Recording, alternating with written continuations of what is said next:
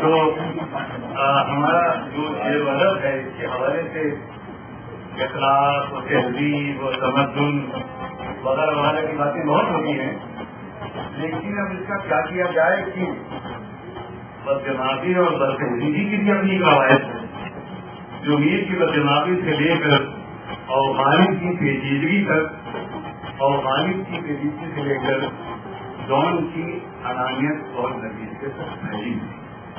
بہت عجیب بڑی بات ہوا کرتی ہے. آپ کہیں گے کسی بات کر رہا ہے. ہم لوگ علی گڑھ میں تھے تو معین احسن جفری صاحب کی خدمت میں بہت حاضر ہوتے تھے، تو وہ یہاں تک کہتے تھے کہ میاں اچھی شاعری کے لیے آوارہ ہونا بہت ضروری ہے. جب وہ مجاز آوارہ ہوا تو اس نے آوارہ جیسی نظم کہہ دی. تو میں نے کہا کہ جفری صاحب آپ کیوں نہیں آوارہ ہوئے؟ تو کہتے یار آوارہ ہونے کے لیے بھی بڑی صلاحیت کی ضرورت ہے، ہر آدمی آوارہ بھی نہیں ہو سکتا.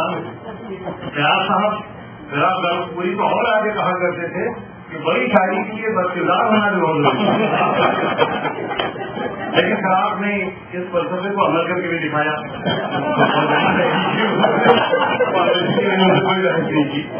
تو یہ جو کشکلہی ہے، یہ جو دیوہا پل ہے، اس کی بھی عجیب و غریب روایت ہے جو میر سے شروع ہو کر جان ختم ہوتی ہے. اگر دنیا کو جو ٹیڑھی میڑھی دنیا کو ٹیڑھی میڑھی نگاہوں سے دیکھتا ہے، وہ شاید دنیا کو بہتر اور اس کی تمہید ہدایت کرتا ہے. بس اس تمہید کے بعد میں پیپر جو بھی کھلایا ہوں آپ کی خدمت میں پیش کرتا ہوں.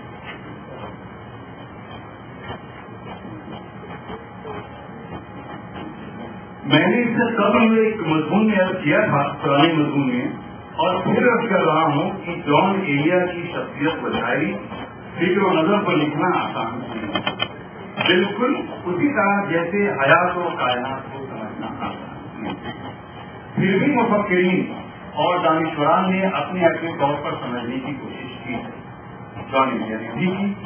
زندگی ہر فلسفہ حیات و ممات کو سمجھتے اور سمجھاتے رہے، لیکن اس سے زیادہ الجھتے رہے. کچھ انہیں الجھایا بھی گیا، الجھنے انہیں مرغوب بھی کی. حالات و حادثات نے مرغوب بھی کیا.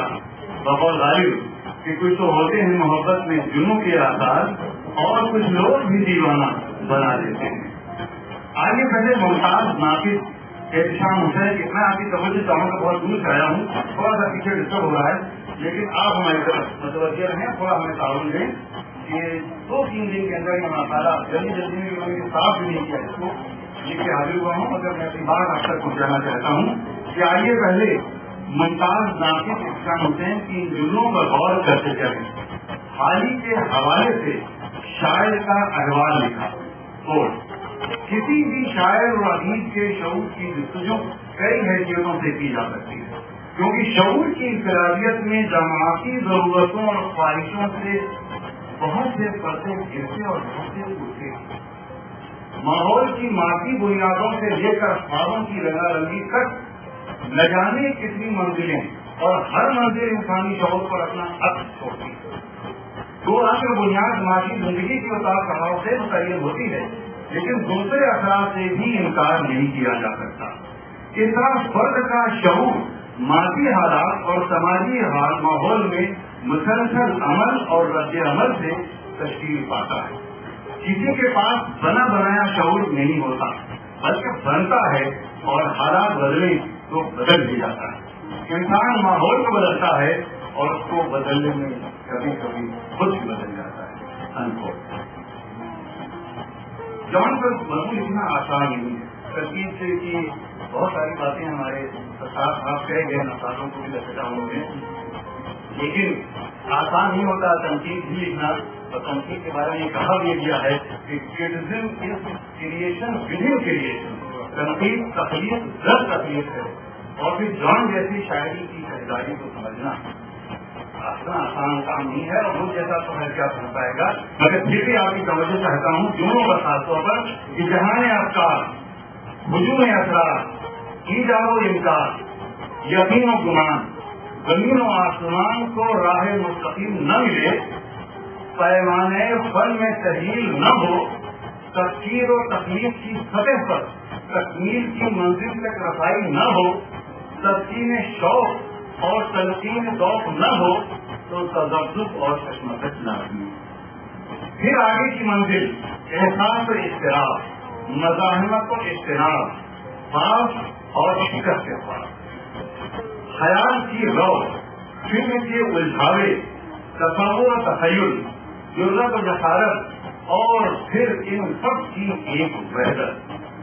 بس بات وحدت کی ہی اہم ہے، یعنی اتحاد کی جو راست طور پر انتشار سے ٹکراتا ہے، اور تخلیق اسی کثرت انتشار کو وحدت اختلاف میں ڈھالنے کا فنکارانہ عمل ہے۔ ایک نو نہاد دھوپ، ہوا، پانی، سایہ، گرد و غبار وغیرہ کا سامنا کرتے ہوئے برگوبار ہوتا ہے۔ ماحول، حالات، تہذیب، ثقافت، یہ سب برگوباری تو ہے، دل شیر کی طرح کھوپنے ہوتی۔ یہ سب کچھ تھا جان ایلیا کے پاس۔ امروہہ کی بے مثال تعلیم پر تہذیب پاکستان چلے گئے۔ امروہہ کے بارے میں بڑی دلچسپ بات آپ حیات نے مصطفی کے حوالے سے کہی، آزاد نے، بہت اچھی شاعری ہے، لیکن تھوڑا تھوڑا امروہہ پن پایا جاتا ہے۔ یہ امروہہ پن کیا ہے مجھے نہیں معلوم۔ امروہہ کی بے مثال تعریف و تہذیب، گھر کے روشن افطار، والد کے تاثر پسند افطار، شعر و شاعری، عربی، فارسی اور مخصوص شیعی تہذیب، کیا نہیں تھا جون کے پاس۔ علم کے ساتھ علم، آپ سمجھ رہے ہیں، علم کے ساتھ علم بھی، ذہن کے ساتھ وژن بھی، یہ سب اپنی جگہ پر، لیکن اجتماعیت کے ساتھ انفرادیت بھی تو کوئی شے ہوتی، اور جون ابتدا سے ہی منفرد ہوئے، جتنے تھے اس سے زیادہ ہونے کی طلب و طلب تھی۔ ساری کا مضمون ابھی میں اگر پڑھ کے دیکھ رہا تھا، یہی اشارہ کیا ہوں میں اس سے پہلے ان کا مضمون نہیں پڑھا، اس سے زیادہ ہونے کی طلب اور طلب تھی، پہلے فکری طور پر، بعد میں فکری طور پر، ابتدان کچھ شرمیلے نجیلے اور گھبرائے تھے، کچھ غضب، کچھ گل عجب، پسندیدہ لڑکی سامنے آ جاتی تو منہ میں لقمہ ڈالنا بھول جاتے، منہ پھیر لیتے، کچھ لوگ پیٹ کو یعنی کھانے پینے ہی کو زندگی کا مقصد اولیہ سمجھتے ہیں۔ جون کے نزدیک جسم کا سب سے کثیر اور غریب حصہ میلا ہے۔ اسی طرح وہ فرسودہ روایات سے الجھنے لگے، مصنوعی رومانی شاعری سے گھبرانے لگے، کچھ اور عجیب باتیں بلکہ حرکتیں۔ اس سے ہوا یہ کہ جون کے سینے میں روایتی عاشق کا کردار کمزور پڑ گیا۔ پھر یہ بھی ہوا کہ جوان ہوتے ہی ملک معاشرے کا ماحول ضعیف ہو گیا، سیاست جوان ہوئی، سماج کے حالات بگڑ گئے، کانگریس، مسلم لیگ، اسلام، پاکستان، کمیونسٹ پارٹی، شیعہ سنی، مولوی، سیاستدان، حالات دیگر گرو، اقبال اور جوش کی شاعری کا حسن اور غالب کا اندرون، اس پر جون کا جنون، جو آگے چل کر ایک مخصوص جوانیت میں ڈھل گیا، آگے چل کر ایک مخصوص جوانیت میں ڈھل گیا۔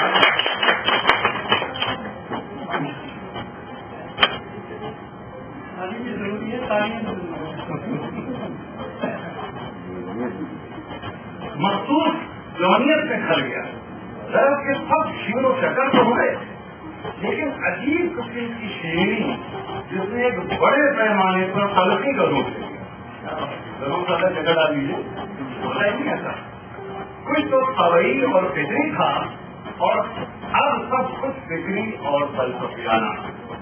ایک جگہ وہ خود لکھتے ہیں، کوٹ میرا خیال یہ تھا کہ میرے ہر وقت کے اشتہار، میری تلخی، بے آرامی، بیداری اور دل برداشتگی کا ایک اہم سبب انگریز سماج کی غلامی۔ ان جملوں کو ذرا کم دھیان دیا جاتا ہے کیونکہ اس میں ترقی تو سمجھی کی ہوا ہے۔ انگریز سامراج کی غلامی تھی۔ ایک جگہ اور لکھتے ہیں، میں 2 مسئلتیں ایک ساتھ حاصل کرنا چاہتا ہوں، تمہارا دیدار اور فرنگیوں کا اخبار۔ لیکن ساتھ ساتھ چل رہا ہے، ساتھ اور کائنات دونوں کا ادھر ہی محترمہ ذرا تکلیف بظاہر یہ باتیں سماجی ہیں. میں ان جملوں کا 700 پر جو بڑی محنت سے لکھے میں نے جملے اور اس میں پورا فلسفہ ادب بھی آتا ہے. بظاہر یہ باتیں سماجی ہیں, ملک معاشرے کے حوالے سے خارجی ہیں, جن کا تعلق غزل کے حوالے سے یا جون کی غزلیت و شیریت کے حوالے سے غیر ضروری اور غیر متعلق ہے. یہ غزلیہ شاعری وجدان و تخیل کے ذریعے پروان کرتی ہے, لیکن اس حقیقت سے بھی انکار ممکن نہیں کہ خارجیت ہی جذب ہو کر داخلیت کرو گے. داخلیت اپنے آپ میں مجرد کوئی شے نہیں ہوتی. فطرت کا سنیے گا, فطرت کا اپنا ایک ضابطہ ہوا کرتا ہے. فطرت ذہنی و جسمانی دونوں ایک خاص نفسیاتی جبلیت کے مرہون اور مربوط ہوتے ہیں. یہیں سے اگر ایک طرف افکار و نظریات کی شمعیں روشن ہوتی ہیں تو تخلیق کی بھی شمعیں ہوتی ہیں. دونوں کا ایک بے نام ربط ہوتا ہے جو غیر محسوس طریقے سے اپنے رشتے کو آتا ہے. حسن جون جیسا شخص بجائے کسی پابندی اور ذاتی کو ماننے کو تیار نہیں. ایک جگہ انہوں نے خود اعتراف کیا ہے تو میں اپنے مزاج میں شعوری سے ایک نفی پسند نہیں اور انارکس تھا. میں کسی قاعدے اور ضابطے کو تسلیم نہیں کرتا. اس کی ایک نفسیاتی وجہ یہ تھی